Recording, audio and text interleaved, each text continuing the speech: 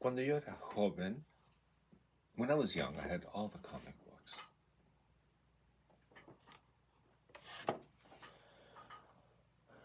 In the Francophone world, international is an understatement when it comes to Tintin. This series has been translated into almost every language. Having read them as a child, to think that 20 to 40 years later, this comic book becomes controversial, it would never have occurred to me. So, 2019, in Ontario, there was actually a controversy. In the Catholic school system, it was decided that all 1010 books would be removed from all of their libraries. Mostly because they considered 1010 offensive, specifically the captain and the 1010 in Congo. They postulated at that time that it presented a derogatory image. And even though it might be true that 1010 has been the source of controversy for quite some time now, displaying a caricature of people of color, showing colonialism exaggerated in Africa,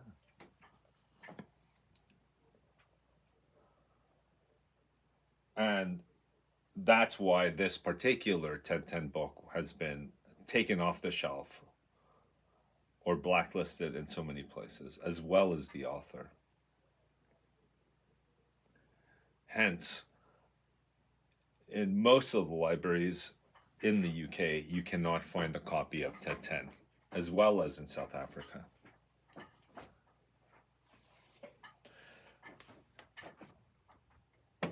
I mentioned earlier about the racist colonial elements present in the books, but there also is some anti-Semitism. One of the main characters in the books is a Jewish character.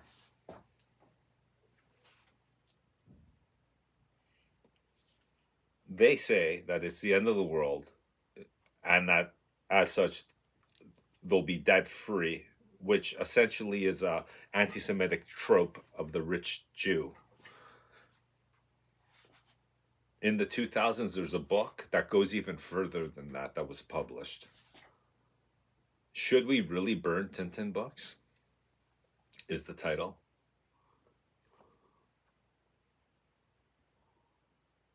It talks about how Captain Haddock was treated, or includes very colorful language, explicit language, especially concerning Captain Haddock.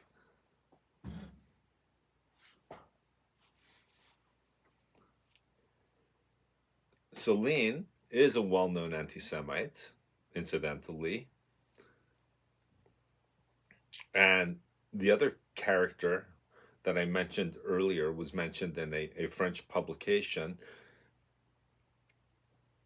It's a newspaper that was in circulation during the German occupation in World War II, where 1010 was referred to as an anti-Semite and anti-feminist as well, even misogynist, even though there are many female characters. But besides the female opera singer character, there actually, despite what I just said, there aren't all that many female characters. Rather, we see the captain and 1010 living in a castle together. But now it strikes me as odd, the absence of women.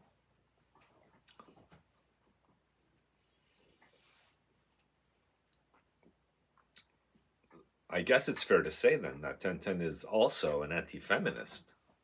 And this conversation seems to come and go in cycles, just about every 10 years.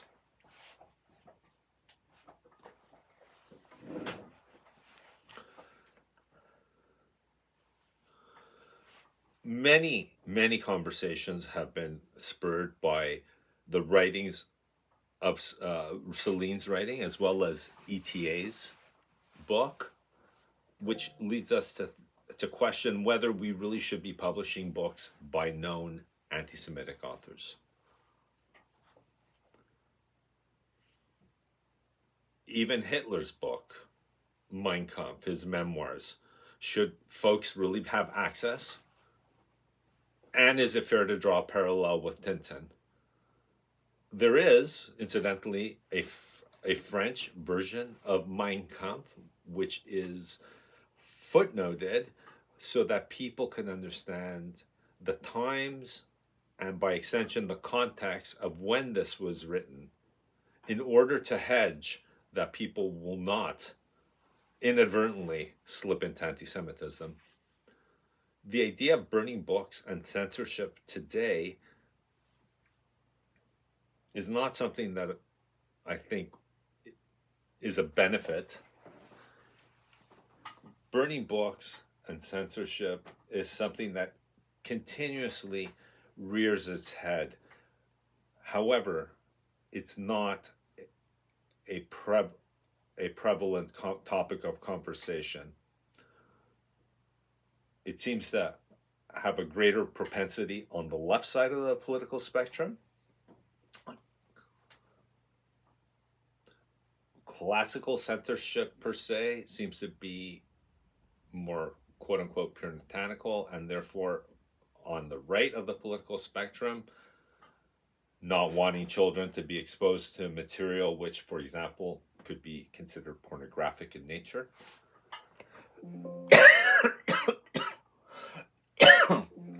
While on the left, the opposite, more of a quote-unquote woke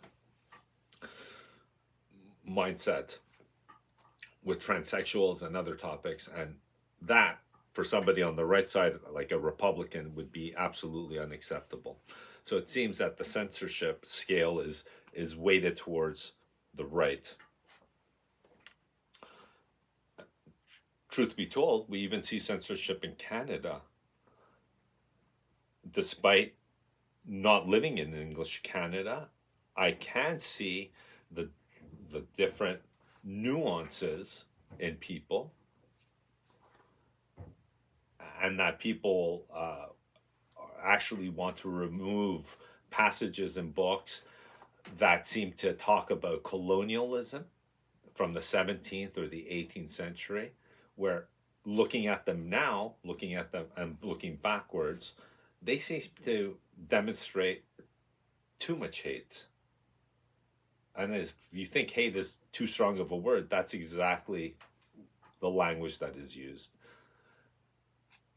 So the crux of the argument is that these books need to be removed from school curriculum. And that is an example of both a Canadian and American leftist sentiments when it comes to censorship. Personally, I consider it surprising that people are actually afraid of books. Why are people afraid of books? Could it be because there's mistrust between fellow citizens?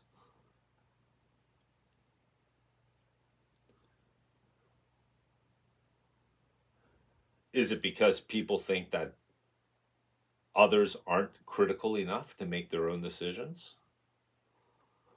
Or that somebody may read Mein Kampf and become anti-Semitic, or worse, a Nazi? Will Tintin in the Congo lead to a jump in racism?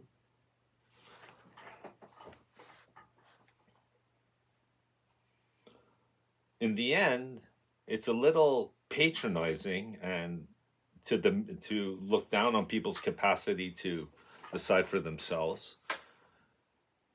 And also, it has an adverse effect on children. How will they develop their critical thinking? And this is especially true when it comes to the United States.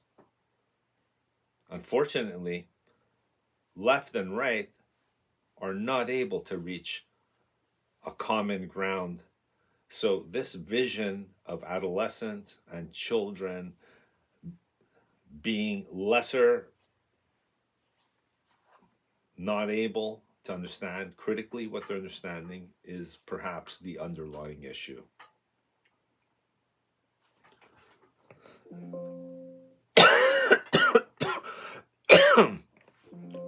Thinking about censorship and weighing it against democracy, one asks, why are books censored in the first place in a democracy? If democracy is designed to provide freedom of speech and people should expect to speak freely, texts should be allowed to be distributed and disseminated.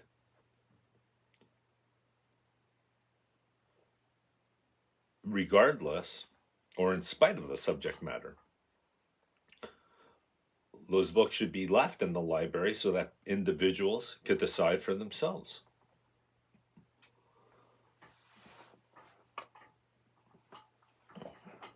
So, let's stop burning books and give 1010 a chance. Thank you.